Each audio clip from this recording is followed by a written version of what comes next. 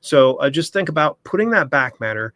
You don't want to phone this one in. It is, again, a great way to deliver additional value and get it to where your readers are hooked and they want to come back to you time and again. All right, we are recording. Not going to go into a huge intro right now, but I am trying to fix my back matter. So I have reached out to Dale Roberts from Self-Publishing with Dale, and he's my go-to self-publishing expert. But he has so much experience in this world of self-publishing. And so I wanted to get his opinion on back matter. Dale, how's everything going? I'm good. I'm always pumped up to chat with you, buddy. Awesome. Well, we're going to jump right into this.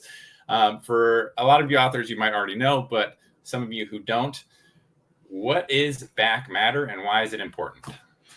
Back matter is the content that comes at the very end of your book.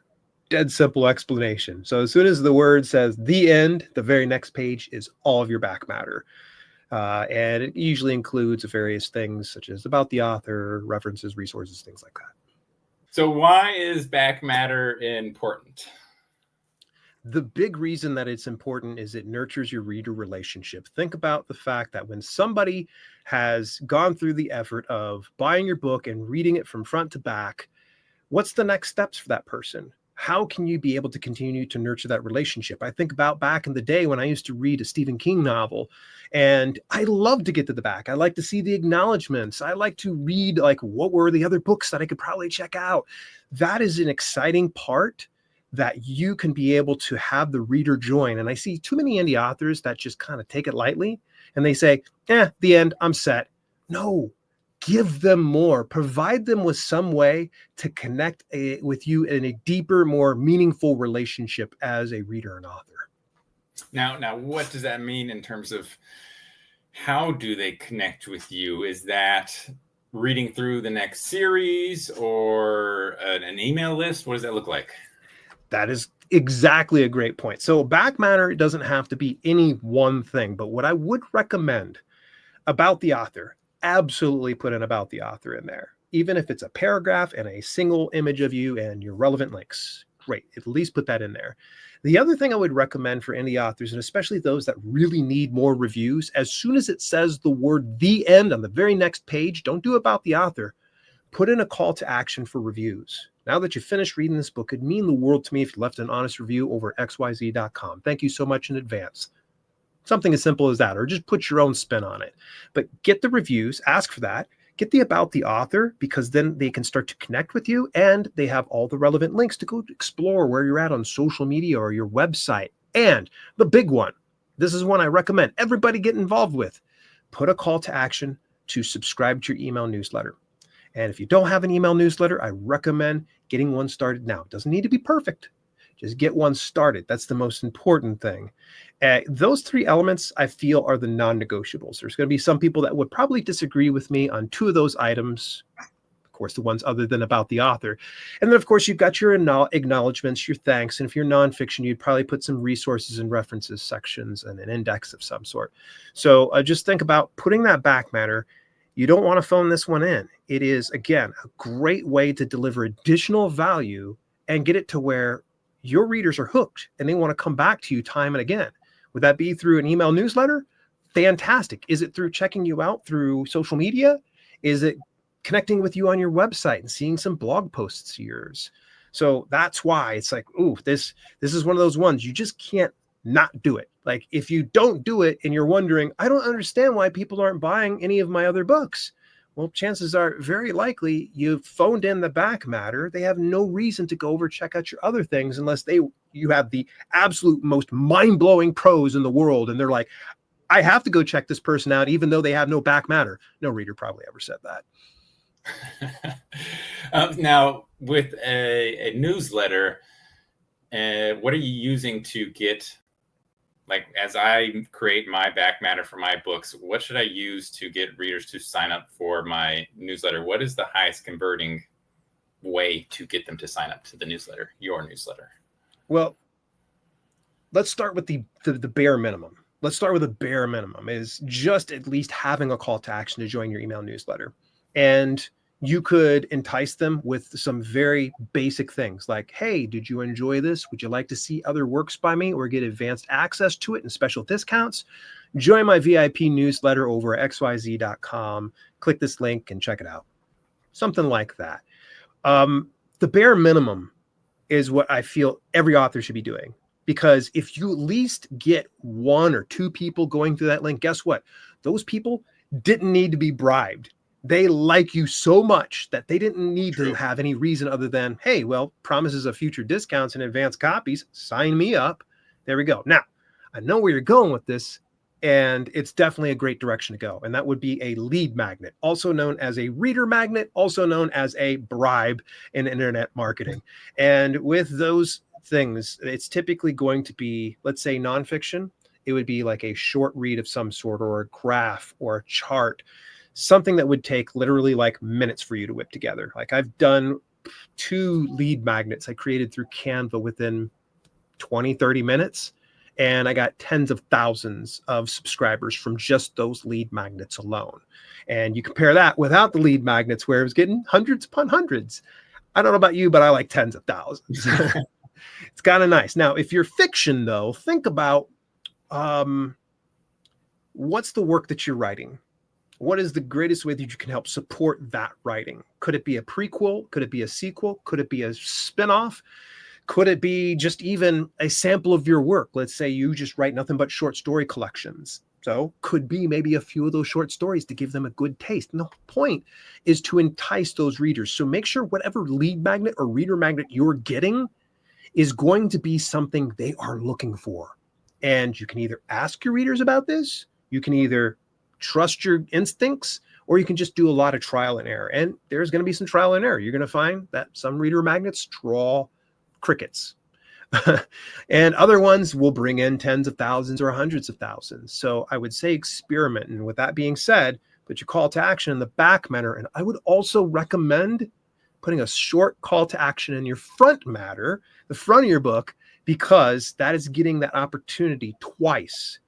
First of all, the one up front, people are going to see inside when they're exploring your book on a retailer's platform. And if they don't even buy, guess what? There's going to be a clickable link in that see inside feature over on places like Amazon or places that serve that sample. And then they can be able to subscribe to your email newsletter without ever even having to buy a book. So now we give them the reader magnet. Now they have undeniable proof and a compelling reason to go and buy that book and get it to where they're becoming fans of you. They're consuming your content. That's something I didn't think of, is putting it in the front because of that preview feature on Amazon. So they are seeing that even if they don't buy the book. Yep. I wish I could take credit for this, but this comes from like my early days of being coached, where they were just like, what are you doing? You should be doing an email newsletter. It should be in your front and back matter. Stop just being lazy, Dale. And I was always like, I'm sorry. Now, have you tested different things? What's your experience? Have you had things that didn't work and then you switched it up and you found this converted better? Gosh, you're over a decade. It's hard to remember anything specific. I do remember there were some stinkers that I did. At one point, I took 3 of my ebooks and I pulled them off of the marketplaces, and I just did them strictly as reader magnets. These were, I wouldn't call them 3 full-length books. They were books that you could sit down, read within an hour to 2 hours. I mean, nothing super deep. I mean, it was all fitness and workouts and such. But people were willing to shell out $4.99 for each one of these books when they were on the marketplace. So my theory in my mind was, let me go ahead and just create a sense of scarcity and send people over towards this way.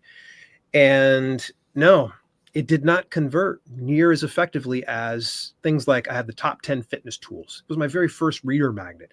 The thing was garbage. Like I say that with all love. There was still value within whatever I gave them. But I mean, compared to these 3 ebooks I put my heart and soul into and also sold a significant amount of money, I took them off the market. And yeah, it didn't last, I think, more than a few months before I was like, this isn't a good idea. And I went ahead and I pulled that reader magnet down and I put all 3 books back up on the marketplace and went back to the top 10 fitness tools. And another one was called the 4-Minute Workout Plan. And that one did really, really well as well. Because, I mean, when you say 4 minutes, people are going to pay attention to you. That's what I'm thinking, is that perceived value of free books, these long books. Are these books really going to be good? Am I going to waste my time reading these? Yeah. But then when you bump it up back to that regular price, then people are like, okay, this is a valuable book. So I can see where experimentation is definitely key in terms of seeing what converts and what doesn't. Yeah. I want to finish up real quick with 2 more questions. One, ebooks versus print. Is there a difference? Is there any different approach you have to take to back matter with ebooks and print? Yeah, there's one. It's such a nitpicky level of things, but it's something that I try to be very aware of. Is when you format for an ebook, you should format it differently for a print book, because it's not going to translate well when you say click on this link and it's inside a print book. I promise you, the only reason why I'm saying this is you can go back and look at some of my fitness books and it says click here. Face palm, I like. So make sure you're taking that time. It's the same regard that you would if you were looking at ebook compared to audiobook. When you're doing narrating for an audiobook, say, particularly for fiction, sometimes it's not necessary if you're using voice actors to say he said, she said. It's just going to be the dialogue delivered according to what the voice actor is going to want to do. So yeah, you always want to make sure that you're treating each of your variations differently, with the exception of print books are going to be handled the same, whether it's paperback and hardcover. If you feel like going crazy and doing a different back matter to change things up, go ahead and do that. I don't think it's going to be anything that's going to net any results, but there's that. Okay. And then the last question is, if an author could do one thing today to improve their back matter, what should they do? Get those 3 items put into place. Everything else, if you went without it, that's fine. So those 3 items include, of course, the call to action for leaving a review. The next one will be putting in about the author. Make sure that you put all the relevant details, get a headshot that you can slip on in there. If you don't want to do a headshot, that's fine. I know some people just don't want to be on camera. That's fine. And then any relevant links. Make sure there's relevant links that you're actually there on a regular basis. So for instance, I've got TikTok in some of my previous books, and I feel like I shouldn't even put that in there because I'm never there. So make sure that you're putting relevant links that you're currently using and are part of. Awesome. Well, that helps me. All this helps me a ton while I'm formatting my back matter, and it makes me realize I have a lot of work to do, or more work for my graphic designer to do. But I am super appreciated for all of this advice. Where can authors find you? I know you have a lot of new books that are coming out. This is your plug. What's going on with Dale Roberts right now? I just wrapped up email marketing for authors. That's available now on every major online retailer. If you want to learn a lot about email marketing, find out how you can get those open rates up and those click rates up, and more importantly, grow your subscriber base. Email marketing for authors is something to check out. And as well, this is the big lead up to my big campaign for Kickstarter. And this is going to include all 12 of my books in a special collector's edition series, as well as other nice little things. So for instance, I'm opening up coaching for the first time in 3 years. That's over through dalelinks.com/Kickstarter. Now, is that Kickstarter launching this month? It'll be September 30th. Yep, September Perfect. 30th. And it'll be going for about 3 weeks. Awesome. Well, we'll drop those links to network email marketing for authors. And then once that Kickstarter goes live, we'll actually, do you have the pre-launch page already done? Pre-launch page is up. Okay. Well, we can link that in the description. So if you're still watching this right now, go check out the links in the description, and you'll be able to find all of his stuff. So awesome. Thanks again, Dale. Super glad to have you on and chat with you. Thank you.